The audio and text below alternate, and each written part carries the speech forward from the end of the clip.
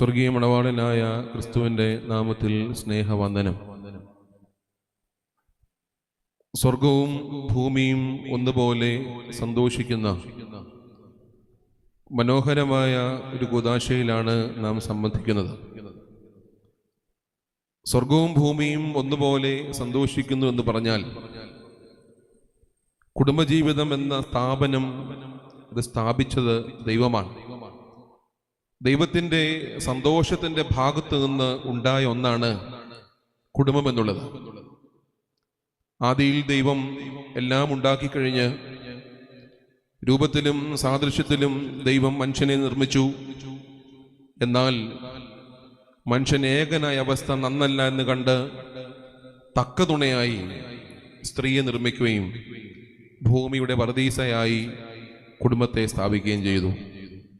അതുകൊണ്ട് സ്വർഗവും ഭൂമിയും ഒന്നുപോലെ സന്തോഷിക്കുന്ന മഹത്തരവും ശ്രേഷ്ഠവുമായ കൂദാശയിലാണ് നാം ഇന്ന് സംബന്ധിക്കുന്നത്. 2-3 കാര്യങ്ങൾ പറഞ്ഞ് കമ്പിവാചകങ്ങളിൽ എൻ്റെ സന്ദേശം ഞാൻ അവസാനിപ്പിക്കാം.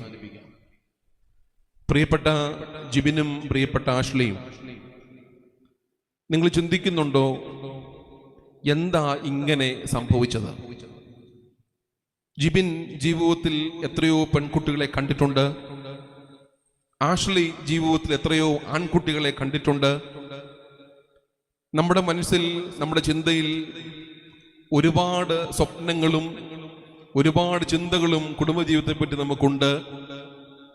പക്ഷേ എന്തുകൊണ്ടാണ് ജിബിന് ആഷ്ലിയെ കിട്ടിയത്? എന്തുകൊണ്ടാണ് ആഷ്ലിക്ക് ജിബിനെ കിട്ടിയത്? ഇതിനെയാണ് ദൈവത്തിൻ്റെ ഇഷ്ടം മാത്രമേ മക്കളെ നടക്കത്തുള്ളൂ. എനിക്കാണെങ്കിൽ എൻ്റെ സ്വപ്നത്തിൽ വേറെ പലരെയും വിവാഹം കഴിക്കണമെന്ന് ആഗ്രഹമുണ്ട്, പക്ഷെ നടക്കുകയില്ല. ദൈവത്തിൻ്റെ നിശ്ചയവും ദൈവത്തിൻ്റെ തീരുമാനവും എന്താണ് എന്നുള്ളതിൻ്റെ പ്രത്യക്ഷമായ അടയാളത്തിൻ്റെ ഭാഗമാണ് ജിബിൻ ആഷ്ലിയും ആഷ്ലിക്ക് ജിബിനും കിട്ടുന്നത്. മനസ്സിലാകുന്നുണ്ടോ? 1. 2, രണ്ടാമത്തെ ഭാഗം കിരീടവാഴിന്റെ ക്രമം ആരംഭിക്കുമ്പോൾ കുറേയേറെ പിതാക്കന്മാരുടെ പേര് പറഞ്ഞുകൊണ്ടാണ് നിങ്ങളെ ആശീർവദിക്കുന്നത്. ആദം, ഹൗവ, റഫ്കയോട് ഇസഹാക്ക്, യാക്കോബ്, റാഹേല്, ഈ പിതാക്കന്മാരുടെയും കുടുംബജീവിതത്തിന്റെ പേരുകൾ പറഞ്ഞുകൊണ്ടാണ് നിങ്ങളെ ആശീർവദിക്കുന്നത്. എന്തിനാണ് അങ്ങനെ ആശീർവദിക്കുന്നത് ചിന്തിക്കണം. അതായത് ആദം ഹൗവ മുതൽ ആരംഭിച്ച ആ വലിയ കണ്ണിയുടെ അവസാനത്തെ കൊളുത്താണ്, കണ്ണിയാണ് നിങ്ങൾ. മനസ്സിലാകുന്നുണ്ടോ? ആദം ഹൗവ മുതൽ ആരംഭിച്ച കുടുംബജീവിതത്തിന്റെ അവസാനത്തെ കണ്ണിയാണ് നിങ്ങൾ എന്ന് പറഞ്ഞാൽ അതിന്റെ അർത്ഥം ഇങ്ങനെയാണ്: പൂർവ്വപിതാക്കന്മാര് സുഖദുഃഖ സമ്മിശ്രമായ ജീവിതത്തിൽ പരിപാലിച്ച ഒരു ദൈവമുണ്ട്. ആ ദൈവത്തിന്റെ കൃപയിലാണ് നിങ്ങൾ ആയിരിക്കുന്നതെന്നും നിങ്ങളുടെ ജീവിതത്തിൽ സുഖമോ ദുഃഖമോ എന്തു ആവട്ടെ അതിനെല്ലാം സാക്ഷി ദൈവമായിരിക്കണം, ദൈവത്തിലുള്ള ആശ്രയമായിരിക്കണം എന്നുള്ള ബോധ്യപ്പെടുത്തലാണ് 2-ാം ഭാഗത്ത് ഈ ശുശ്രൂഷ ആരംഭിക്കുമ്പോൾ പൂർവ്വപിതാക്കന്മാരുടെ പേരുകൾ പറഞ്ഞുകൊണ്ട് നിങ്ങളെ ആശീർവദിക്കുന്നത്. 3, മക്കളെ, ലോകത്തുള്ള എല്ലാ പദാർത്ഥങ്ങളും റിമോൾഡ് ചെയ്യാൻ പറ്റും. പക്ഷേ പ്രിസം ഒരിക്കൽ വീണ് പൊട്ടിയാൽ അത് റിമോൾഡ് ചെയ്യാൻ വളരെ പാടാണ്. റിമോൾഡ് ചെയ്യാൻ പറ്റില്ല. പ്രിസം പളുങ്ക് പൊട്ടി തകർന്നാൽ അതൊരിക്കലും റിമോൾഡ് ചെയ്യാൻ പറ്റുകയില്ല. അതുകൊണ്ടാണ് നിങ്ങളൊക്കെ ഓസ്ട്രേലിയ നിന്നും ലണ്ടനിൽ നിന്നൊക്കെ വരുമ്പോൾ പൊട്ടുന്ന സാധനമുണ്ടെങ്കിൽ നിങ്ങളുടെ ലഗേജിന് മുകളിൽ എഴുതി വെക്കും, handle with care or fragile എന്ന് എഴുതി വെക്കും, അല്ലേ? അതുപോലെ തന്നെയാണ് കുടുംബജീവിതവും. അതുകൊണ്ടാണ് ഈ കർമ്മത്തിൽ തന്നെ സഭ കൃത്യമായി പ്രബോധിപ്പിക്കുന്നത്. വചനത്തിലൂടെ, കർത്താവിന്റെ വാക്യത്തിലൂടെ ദൈവം സംയോജിപ്പിച്ചതിനെ മനുഷ്യൻ വേർപിരിക്കരുത്. മനസ്സിലാകുന്നുണ്ടോ? നല്ല പോലെ കെയർ ചെയ്യേണ്ടുന്ന ഒരു കാര്യമാണ് ഏത് കുടുംബം എന്നുള്ളത്. മനസ്സിലാകുന്നുണ്ടോ? അതുകൊണ്ട് നിങ്ങൾ ഈ ജീവിതത്തിലേക്ക് പ്രവേശിക്കുമ്പോൾ നിങ്ങളുടെ ഉത്തരവാദിത്വങ്ങൾ കൃത്യമായി നിർവഹിക്കുവാൻ ഇടയാവട്ടെ. 4, family life is A chemistry എന്നാണ് പറയുന്നത്. കുടുംബജീവിതം കെമിസ്ട്രി എന്നാണ് പറയുന്നത്, രസതന്ത്രം എന്നാണ് പറയുന്നത്. ഇതൊരു രസമാണ്, ഇതൊരു തന്ത്രമാണ്, സത്യമാണ്. ഇവിടെ ഇപ്പൊ സന്യസ്തരായ അച്ഛന്മാരൊന്നുമില്ല, സന്യാസവും പാടാ, കുടുംബജീവിതമോ ആരോടെങ്കിലും ചോദിക്കണം എങ്ങനെയുണ്ടെന്ന് ചോദിക്കണം. എല്ലാ മനുഷ്യനും ഏക സ്വരത്തിൽ പറയും ആ ഇങ്ങനെ അങ്ങ് പോകുന്നു. മനസ്സിലാകുന്നുണ്ടോ? തൃപ്തിയോടെ ഒരു മനുഷ്യനും ഇരിക്കുന്ന മനുഷ്യൻ്റെ ഒക്കെ മുഖത്ത് എന്തൊരു പുഞ്ചിരിയെ വിരിഞ്ഞിരിക്കുന്നത്. എല്ലാ മനുഷ്യനും അങ്ങനെ പറയത്തുള്ളൂ. ഇത് വലിയ ശ്രമകരമായ ഒരു അധ്വാനമാണ്. മനസ്സിലാകുന്നുണ്ടോ? മനസ്സിലാകുന്നു? ഇതൊരു രസമാണ്, ഇതൊരു തന്ത്രമാണ്. രസമായിട്ട് കണ്ടാൽ രസമായിട്ട് പോകും. എന്നാൽ ചില അവസരങ്ങളിൽ തന്ത്രമൊക്കെ പ്രയോഗിക്കണം. എങ്കിൽ മാത്രമേ കുടുംബജീവിതത്തിൽ തൃപ്തിയായിട്ട് പോകത്തുള്ളൂ. ഒരു കെമിസ്ട്രി ഞാൻ പറയാം. കർത്താവ് പറഞ്ഞു നിങ്ങൾ ഭൂമിയുടെ ഉപ്പാന്ന് പറഞ്ഞു. നിങ്ങൾ ഭൂമിയുടെ ഉപ്പാണ്. എന്താ ഉപ്പിന്റെ chemical formula? NaCl, sodium chloride അല്ലേ? ജിബിന്റെ കയ്യിലോട്ട് സോഡിയം തന്നു, ആഷ്ലി ക്ലോറിനും തന്നു, കഴിച്ചോളം പറയാ, എന്ത് പറ്റും? ചത്തു. രണ്ടും രണ്ടായിട്ട് നിൽക്കുമ്പോൾ രണ്ടും വിഷപദാർത്ഥമാണ്. എന്നാൽ ഈ രണ്ട് വിഷപദാർത്ഥവും ചേരേണ്ട പോലെ ചേർന്നപ്പോ എന്തായി? പ്രിസർവേറ്റീവായ, സ്വാദ് പകരുന്ന, മെഡിക്കേറ്റീവായ ഉപ്പായിട്ട് മാറി. മനസ്സിലാവുന്നുണ്ടോ? ഒരു പക്ഷേ ജിബിൻ സോഡിയമാവാം, മോള് ക്ലോറിനാവാം, തിരിച്ചുമാകാം.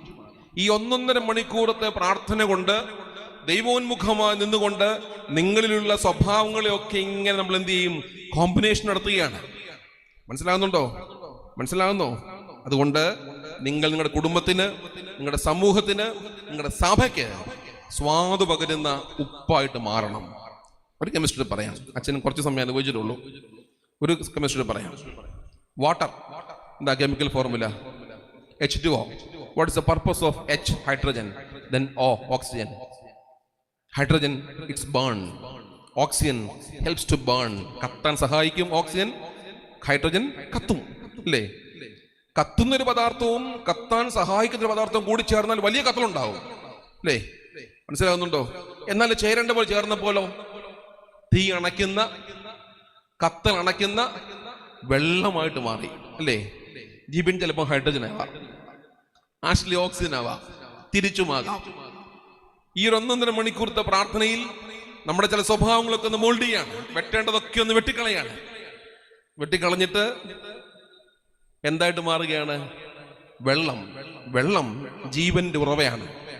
2, വേദപുസ്തകം പറയുന്നത് വെള്ളം, വാട്ടർ സിംബലൈസ് ഹോളി സ്പിരിറ്റ്, പരിശുദ്ധാത്മാവിന്റെ സൂചനയാണ്. മനസ്സിലാകുന്നുണ്ടോ? നിങ്ങളുടെ ജീവിതം, നിങ്ങളുടെ ചേർച്ച, നിങ്ങളുടെ കുടുംബങ്ങളിൽ നിന്ന് പരിശുദ്ധാത്മാവിനെ പുറപ്പെടുവിക്കുന്ന നല്ല തലങ്ങളിലേക്ക് പോകണം. ദൈവാത്മാവ് പുറപ്പെടുന്ന നല്ല കുടുംബത്തിന്റെ സാക്ഷ്യം നിങ്ങൾക്ക് ഉണ്ടാവണം. അവസാനമായിട്ട് പറയട്ടെ, ഇന്ന് നിങ്ങൾക്ക് സഭ ഒരു അനുവാദം നൽകുകയാണ്. എന്താ അനുവാദം അറിയാമോ? ദൈവത്തിന്റെ പ്ലാനിന് വിധേയപ്പെടണം. തലമുറകളെ നിങ്ങൾ ജനിപ്പിക്കണം എന്ന് പറഞ്ഞാൽ നിങ്ങളുടെ തീരുമാനമല്ല, പിന്നെ ആരുടെ തീരുമാനമാണ്? But the grace of God, ദൈവത്തിന്റെ കൃപയ്ക്ക് മുൻപാകെ വിധേയപ്പെട്ടുകൊണ്ട് അനുഗ്രഹീത തലമുറകളെ ജനിപ്പിച്ച് അപ്പൻ, അമ്മ, അപ്പച്ചൻ, അമ്മച്ചി എന്നുള്ള പദവിയിലേക്ക് ഉയർത്തപ്പെടുന്നതിന്റെ പ്രാരംഭമായ കാര്യം ഇന്നിവിടെ നടക്കുകയാണ്. നിങ്ങളുടെ പ്ലാൻ അതിന് വേണ്ട, പിന്നെ ആരുടെ പ്ലാൻ മതി? ദൈവത്തിന്റെ പ്ലാൻ മതി. മനസ്സിലാകുന്നുണ്ടോ? ഞാൻ വാക്കുകൾ ചുരുക്കട്ടെ. 2 പേരെയും പറ്റി ഒരു ബോധ്യം എനിക്കുണ്ട്.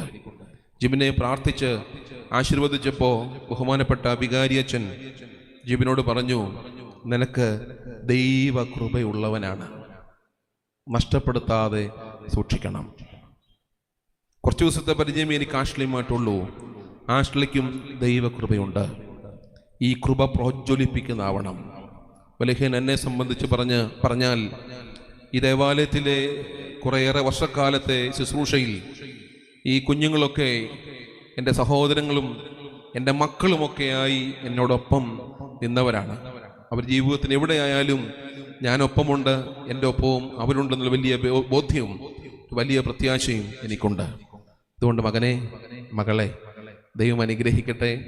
കൂടുതലൊന്നും ഞാൻ പറയുന്നില്ല. 2 പേരും വിദ്യാഭ്യാസമുണ്ട്, 2 പേരും നല്ല ജോലി ചെയ്യുന്നു, 2 പേരും വിദേശത്താണ്. ഒരുപാട് എക്സ്പീരിയൻസ് നിങ്ങൾക്കുണ്ട്. നിങ്ങളുടെ ജീവിതത്തിൻ്റെ എക്സ്പീരിയൻസ് ഞങ്ങൾക്കൊക്കെ അനുഗ്രഹമാവട്ടെ എന്ന് മാത്രം പ്രാർത്ഥിച്ച് ആശംസിച്ചുകൊണ്ട് ശ്രേഷ്ഠരായ വൈദിക പിതാക്കന്മാരുടെ നാമത്തിലുള്ള, ഈ സഭയുടെ നാമത്തിലുള്ള എല്ലാ ആശംസകളും